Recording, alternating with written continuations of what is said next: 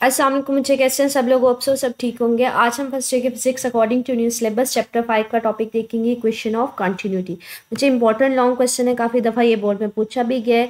Question of continuity की पहले statement देखते हैं, फिर मैथमेटिकली इसको प्रूव करने की तरफ आएंगे।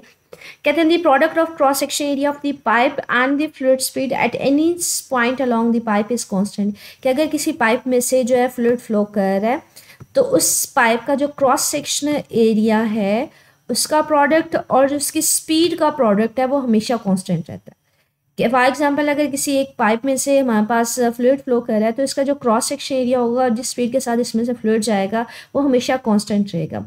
कोई सा भी पॉइंट ले लें आप, यहाँ पे ले लें, यहाँ पे ले लें, यहाँ पे ले लें, तो दोनों का जो प्रोडक्ट है क्रॉस सेक्शन एरिया का, इस पाइप का, अगर कोई पाइप है नॉन यूनिफॉर्म सा या जो भी है हमारे पास जिस तरह का भी है, तो किसी भी पॉइंट पे जो क्रॉस सेक्शन एरिया का मतलब होता है थिकनेस और जिस स्पीड के साथ जा रहा है उन दोनों की जो ओवरऑल हमारे पास प्रोडक्ट होता है वो कांस्टेंट के इक्वल होता है। इसके अलावा ये हमने प्रीवियस लेक्चर में भी ये पढ़ा था वॉल्यूम फ्लो रेट में कि हमारे पास जो ए भी होता है वो हमारे पास रेट ऑफ फ्लो के इक्वल भी होता है, V by capital V by T भी होता है, ठीक है, वॉल्यूम ओवर टाइम, ठीक है। इसको तो यहाँ पे ये कहते हैं कि हमने ये भी पढ़ा है कि जो प्रोडक्ट होता है ना एरिया और स्पीड का वो किसके इक्वल होता है, फ्लो रेट के इक्वल होता है। तो इन शॉर्ट हम ये प्रूव करना चाह रहे हैं दो कि जो प्रोडक्ट होता है क्रॉस सेक्शन एरिया का और स्पीड का वो हमेशा कांस्टेंट रहता है। अगर एक चीज़ बढ़ती है तो दूसरी कम हो जाती है and automatically and so on, लेकिन दोनों का प्रोडक्ट क्या रहता है, सेम रहता है। तो हम मैथमेटिकली इस इक्वेशन को प्रूव करना चाह रहे हैं। तो इक्वेशन ऑफ कंटिन्यूटी यही कहती है कि किसी भी पाइप में से अगर कोई फ्लूइड जो है वो फ्लो कर रहा है तो ओवरऑल उस पाइप का जो क्रॉस सेक्शन एरिया, जो स्पीड है फ्लूइड की, वो दोनों का प्रोडक्ट जो है वो हमेशा कांस्टेंट रहेगा। कहते हैं इस चीज़ को प्रूव करने के लिए हम एक सिचुएशन कंसीडर करते हैं कि एक नॉन यूनिफॉर्म से साइज़ का पाइप लेते हैं। तो ये देखें एक नॉन यूनिफॉर्म से साइज़ का पाइप है। बच्चे यहाँ पे इसका क्रॉस सेक्शन एरिया कम है, मतलब थिकनेस कम है, लेकिन जैसे जैसे ऊपर जा रहा है इसका क्रॉस सेक्शन एरिया बढ़ता जा रहा है, तो इसका कहते हैं नॉन यूनिफॉर्म साइज़, मतलब एक जैसा नहीं है। पहले क्रॉस सेक्शन एरिया कम है फिर बढ़ता जा रहा है। अब यहाँ पे क्रॉस सेक्शन एरिया ये जो इसके पीछे ये सारे लोअर एंड है और यहाँ पे हम कहते हैं ये इसका अपर एंड है। लोअर एंड पे सारी क्वांटिटीज़ को मैं 1 का नाम दे दूंगी और अपर एंड पे सारी क्वांटिटीज़ को 2 का नाम दूंगी। मैं कहती हूँ सपोज करें इस लोअर एंड के ऊपर जो इसका क्रॉस सेक्शन एरिया, जो इसकी थिकनेस है वो A1 है। इसमें से स्पीड, जिस स्पीड के साथ मैं कहती हूँ फ्लूइड जाएगा, फॉर एग्जाम्पल उसकी स्पीड क्या होगी, V1 होगी। मैं थोड़े से टाइम में कहती हूँ सपोज करें जो डिस्टेंस ट्रैवल किया होगा फ्लूइड ने थोड़े से टाइम में, वो यहाँ से यहाँ तक गया होगा। तो यहाँ से यहाँ तक थोड़े से टाइम के लिए मैं कहती हूँ सपोज करें जो उसने डिस्टेंस ट्रैवल किया होगा वो डेल्टा x1 होगा। इसी तरह से अपर एंड पे मैं कहती हूँ, मैं सपोज करें इसका क्रॉस सेक्शन एरिया A2 है। यहाँ पे जिस स्पीड के साथ जो फ्लूइड है वो मूव करेगा वो V2 होगा, और थोड़े से टाइम में मैं बात करूँगी कि जो फ्लूइड ने डिस्टेंस ट्रैवल किया होगा वो डेल्टा x2 होगा। तो यहाँ पे यही कह रहा है कि नॉन यूनिफॉर्म से हमारे पास पाइप है जिसमें से फ्लूइड जो है ना वो मूव कर रहे हैं along the same line in A steady state. अच्छा, इसमें ना बच्चे एक चीज़ याद रखिएगा, यहाँ पे जो मैं फ्लूइड का फ्लो लूँगी ना वो मैं आइडियल फ्लूइड लूँगी। आइडियल फ्लूइड के लिए ना हमने कुछ कंडीशंस पढ़ी थी। आइडियल फ्लूइड किसको बोलते हैं कि जिसमें हमारे पास जो है फ्लूइड जो है वो स्टेडी होना चाहिए, स्ट्रीमलाइन होना चाहिए। दूसरा जो फ्लूइड है वो इनकम्प्रेसिबल, मतलब उसकी डेंसिटी जो है वो कांस्टेंट होनी चाहिए, मतलब डेंसिटी चेंज ना हो। और तीसरा किसी किस्म की फ्रिक्शनल फोर्सेस नहीं होनी चाहिए, नॉन विस्कस। अगर किसी फ्लूइड में ये 3 प्रॉपर्टीज़ पाई जाती हैं तो बच्चे उसको हमने आइडियल फ्लूइड लिया था, कहा था। तो यहाँ पे हम कहेंगे इसमें हमने जो पाइप में फ्लूइड लेना है वो हमने आइडियल फ्लूइड लेना है, मतलब उसमें ये तीनों प्रॉपर्टीज़ होंगी। वो इनकम्प्रेसिबल भी होगा, मतलब इस पूरे फ्लो में इसकी डेंसिटी भी कांस्टेंट रहेगी, और स्ट्रीम लाइन भी होगा, ठीक है, और किसी किस्म का फ्रिक्शनल इफेक्ट भी नहीं होगा। तो यहाँ पे ये कहते हैं पार्टिकल्स जो है वो मूव करेंगे along the steady state stream line, मतलब अलॉन्ग द स्ट्रेट लाइन चलेंगे, किसी किस्म का लॉस नहीं होगा। आगे वो कहते हैं सपोज करें मैंने थोड़े से टाइम इंटरवल में मैंने कंसीडर किया, छोटे से टाइम में कि जो फ्लूइड है वो यहाँ से यहाँ तक का डिस्टेंस ट्रैवल करता है। तो वहाँ पे डिस्टेंस के लिए वो यहाँ पे ये कहता है कि अगर हम छोटा सा टाइम इंटरवल लें डेल्टा टी, थोड़े से टाइम में बात करें, तो हमारे पास जो डिस्टेंस ट्रैवल करेगा लोअर एंड के ऊपर वो सपोज करती हूँ डेल्टा x1 होगा। तो हम लोग स्पीड का फार्मूला क्या पढ़ते हैं बच्चे, स्पीड का फार्मूला होता है s/t, डिस्टेंस बाय टाइम। लेकिन यहाँ पे आप लोअर एंड पे स्पीड को क्या कह रहे हैं बच्चे, हमारे पास स्पीड हम कह रहे हैं v1, और थोड़े से टाइम में मैं नाम दे रही हूँ कि हमारे पास डिस्टेंस कितना होगा, वो डेल्टा x1 होगा। और टाइम कितना लिया है हमने उसको, डेल्टा t लिया है, मतलब थोड़े से टाइम में मैं अगर डिस्टेंस लूँगी लोअर एंड के ऊपर मैं उसको डेल्टा x बोल रही हूँ, और कितने टाइम में ले रही हूँ, डेल्टा t टाइम में। अब बच्चे हमारे पास ये डेल्टा t इधर डिवाइड हो रहा है, इधर जाके क्या हो जाएगा, मल्टीप्लाई, तो डेल्टा x1 की वैल्यू क्या आ जाएगी, v1 डेल्टा t, ठीक है। तो ये हमने डिस्टेंस निकाल लिया जो थोड़े से टाइम में उसने ट्रैवल किया था v1 स्पीड के साथ, कि अगर फ्लूइड जो है वो थोड़े से टाइम में v1 स्पीड के साथ जा रहा है तो वो कितना डिस्टेंस ट्रैवल करेगा, डेल्टा x1 करेगा। तो उसका फार्मूला हमने फाइंड आउट किया, delta x1 is equal to v1 delta T. अब हम ये बात करें कि सपोज करें कि जो पाइप है इसका क्रॉस सेक्शन एरिया A1 है।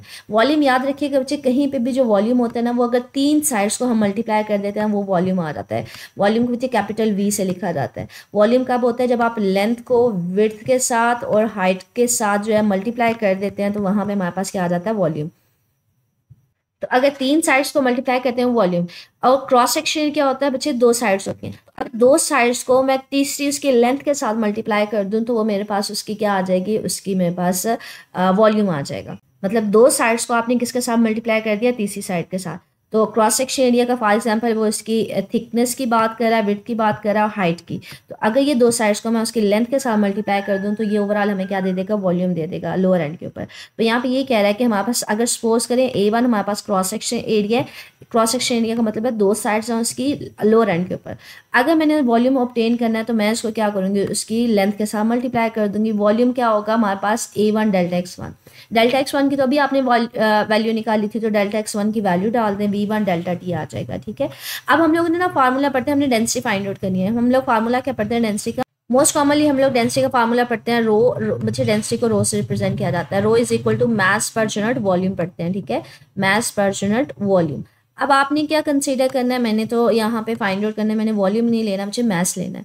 अब आप स्मॉल सा टाइम के लिए ले रहे हैं, तो मैं कहती हूँ स्मॉल सा टाइम में थोड़ा सा मास जो फ्लूइड का है वो मूव करेगा, थोड़े से टाइम के लिए थोड़ा सा फ्लूइड मूव करेगा, तो मैं थोड़ा सा मास लूँगी। डेल्टा m, डेल्टा का मतलब होता है यूजुअली स्मॉल वैल्यू। ठीक है, ये चेंज हम बता रहे होते हैं, ये मास स्मॉल वैल्यू के लिए होता है। ठीक है, यहाँ पे स्मॉल टाइम के लिए ले रहे हैं, तो मैं डेल्टा एम, यहाँ पे मुझे वॉल्यूम डिवाइड हो रहा है, इधर जाके क्या हो जाएगा? मल्टीप्लाई। तो वॉल्यूम को मल्टीप्लाई कर देंगे डेंसिटी के साथ। वॉल्यूम की तो अभी हमने वैल्यू निकाल लिया A1 V1 डेल्टा टी, और हमारे पास डेंसिटी क्या होती है बच्चे? रो। अब हम लोअर एंड पे ले रहे हैं, मतलब नीचे, तो मैंने कहा था नीचे के लिए जितनी क्वांटिटीज होंगी उन सबके साथ 1 1 लिखेंगे, तो डेंसिटी भी हमारे पास यहाँ पे क्या होगी? 1 होगी। तो डेल्टा एम किसके इक्वल आ जाएगा? A1 V1 delta T into rho 1। तो इसी तरह से बच्चे यही स्टेप्स को फॉलो करते हुए डेल्टा x2 की वैल्यू निकालें, v की वैल्यू निकालें एंड सो ऑन, तो हम अपर एंड के पे भी मैथ्स निकाल सकते हैं। वो क्या हो जाएगा? A2 आ जाएगा, V2 आ जाएगा, डेल्टा t तो वैसे टाइम है तो ये कांस्टेंट है, डेल्टा t हमारे पास छोटा सा टाइम आ जाएगा, और मल्टीप्लाई बाय रो t आ जाएगा। ये अपर एंड के ऊपर मैथ्स हमारे पास फ्लो करेगा कि जो हम कंसीडर करेंगे। कहते हैं यहाँ पे ये कह रहे हैं कि अगर हमने m1 निकाल लिया, लोअर एंड के ऊपर मास निकाल लिया, जो फ्लूइड है जो फ्लो कर रहा है, तो इसी तरह से हम मास ऑफ द फ्लूइड भी मालूम कर सकते हैं अपर एंड के ऊपर, जो वेलोसिटी v1 के साथ जा रहा है, क्रॉस सेक्शन एरिया A2 में से जा रहा है और टाइम t में से। तो आप इसी इक्वेशन से m2 की लिख सकते हैं, सिर्फ और सिर्फ जहाँ जहाँ पे 1 लिखे वहाँ पे 2 लिखते हैं। यहाँ पे A1 V1 डेल्टा टी रो 1 लिखा है, यहाँ पे 1 1 की जगह पे 2 लिखते हैं, बाकी सेम रहेगा। ठीक है, कहते हैं यहाँ पे हमारे पास रो 2 क्या डेंसिटी है, और A2 क्या क्रॉस सेक्शन एरिया, M2 क्या है स्मॉल मास है। मैंने आपसे यही कहा कि डेल्टा जो होता है वो बेसिकली स्मॉल वैल्यू को बता रहा होता है। ठीक है, आगे कहते हैं हमने तो बच्चे यहाँ पे क्या लिया था? जो फ्लूइड है इनकम्प्रेसिबल अगर हम लेते हैं, मतलब उसकी डेंसिटी वगैरह चेंज नहीं हो रही, और नॉन विस्कस लेते हैं, किसी किस्म का लॉस नहीं लेते, तो बच्चे जितना मैस आप यहाँ से एंटर करवाएंगे उतना ही यहाँ पे एग्जिट नहीं करेगा। तो जितना m1 होगा वो इक्वल होगा m2 के। तो यहाँ पे उसी कंडीशन को हम लोग law of conservation of mass की बात कर रहे हैं कि अगर मास जो फ्लूइड का वो कंजर्व रहता है, अगर किसी किस्म का लॉस वगैरह ना ले, कोई कंप्रेसिबिलिटी या विस्कोसिटी ना ले, तो हम बात करेंगे जितना मास हमारे पास बॉटम एंड से एंटर होगा उतना ही हमारे पास इक्वल होगा जितना एग्जिट हो रहा होगा अपर एंड के ऊपर। तो डेल्टा m1 किसके इक्वल होगा? डेल्टा m2 के। डेल्टा m1 की वैल्यू डाल दें, डेल्टा m2 की वैल्यू डाल दें, तो बच्चे डेल्टा t दोनों के लिए सेम टाइम इंटरवल लिया था, तो वो दोनों कैंसिल हो जाएंगे। A1 V1 row 1 is equal to A2 V2। मैंने कहा था कि हमने फ्लूइड कौन सा लेना है, इसमें से आइडियल फ्लूइड लेना है। आइडियल फ्लूइड का मतलब है इनकम्प्रेसिबल लेना है। इनकम्प्रेसिबल का मतलब था डेंसिटी क्या होनी चाहिए? कांस्टेंट होनी चाहिए। डेंसिटी कांस्टेंट का मतलब है रो 1 किसके इक्वल होना चाहिए? रो 2 के। और इन दोनों को किसके इक्वल ले लें? इन दोनों को रो के इक्वल ले लें। रो 1 इज इक्वल टू रो 2 करके ना इन दोनों को किसके इक्वल ले लें? रो 2 के, रो के सॉरी। तो यहाँ पे जहाँ रो 1 और रो 2 एक दूसरे से कैंसिल हो जाएगा, क्योंकि इसकी जगह भी रो आ जाएगा, इसकी जगह भी रो, तो एक दूसरे से कैंसिल हो जाएगा। बाकी क्या बचेगा? A1 V1 is equal to A2 V2।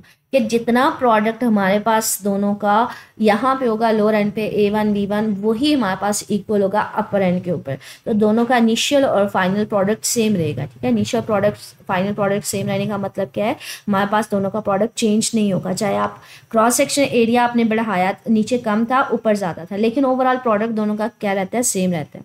तो यहाँ पे यही कह रहा है कि हमारे पास ओवरऑल फ्लो रेट क्या रहता है? वो हम लोगों ने ये भी पढ़ा था ना कि हमारे पास product of speed and cross cross section area किसके इक्वल होता है, फ्लो रेट के इक्वल। तो अगर इन दोनों का प्रोडक्ट सेम है, जितना पहले है उतना ही बाद में है, तो वो चेंज नहीं हो रहा, तो हमारे पास हम कहते हैं फ्लो रेट भी चेंज नहीं होगा, जितना यहाँ से फ्लो करेगा उतना ही बाहर निकलेगा। ठीक है, तो यहाँ पे ये कह रहा है rate of flow fluid inward is equal to the rate of fluid of flow outward. ठीक है, तो हमारे पास ये याद रखिएगा, ये क्वेश्चन किस कंजर्वेशन के ऊपर बेस्ड है, ये कंजर्वेशन ऑफ मास के ऊपर। ये मोस्ट कॉमनली एमसीक्यू आ जाता है। और continuity equation is based on the conservation of mass, energy, momentum and so on. तो ये मास कंजर्वेशन के ऊपर बेस्ड है। ठीक है, अच्छा ये उसकी ना एप्लीकेशन है इंक्रीज इन फ्लो वेलोसिटी। आप कॉन्टिन्यूटी इक्वेशन को कहाँ पे इस्तेमाल कर सकते हैं। कॉन्टिन्यूटी इक्वेशन हमने पढ़ी थी कि जो प्रोडक्ट होता है क्रॉस सेक्शन एरिया का और स्पीड का, वो हमेशा कांस्टेंट रहता है।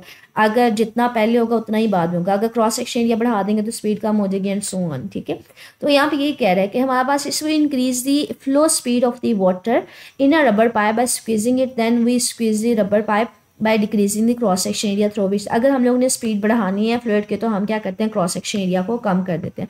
कहते हैं यूजुअली आप लोगों ने देखा होगा बच्चे, जब पौधों को हम पानी दे रहे होते हैं ना, तो हम पाइप के जरिए क्या कर रहे होते हैं, पानी दे रहे होते हैं। कहते हैं अगर आपने पानी की स्पीड बढ़ानी है तो आप क्या करते हैं, आप लोगों ने अक्सर प्रैक्टिस देखी होगी कि हम लोग क्या कर रहे होते हैं, पाइप के अगर ना अंगूठा रख रहे होते हैं, फिंगर रख रहे होते हैं, हम लोग उसका क्रॉस सेक्शन एरिया कम कर रहे होते हैं। तो क्रॉस सेक्शन एरिया कम होगा ना, तो पानी ज़्यादा स्पीड के साथ आगे जाता है और ज़्यादा दूर तक जाता है। तो यहाँ पे यही कहता है कि क्रॉस सेक्शन एरिया हम कम कर रहे होते हैं जब यूजुअली हम फिंगर प्लेस कर रहे होते हैं। क्रॉस सेक्शन एरिया कम हो जाएगा तो स्पीड बढ़ जाएगी, लेकिन ओवरऑल प्रोडक्ट क्या रहना चाहिए, सेम रहना चाहिए। पहले क्रॉस सेक्शन एरिया ज़्यादा था, स्पीड कम थी, लेकिन जैसे आप फिंगर प्लेस कर देते हैं, क्रॉस सेक्शन एरिया कम करेंगे तो स्पीड बढ़ जाएगी, लेकिन प्रोडक्ट क्या रहेगा, सेम रहेगा। तो यहाँ पे ये कह रहे हैं A is the cross section area, P is the speed.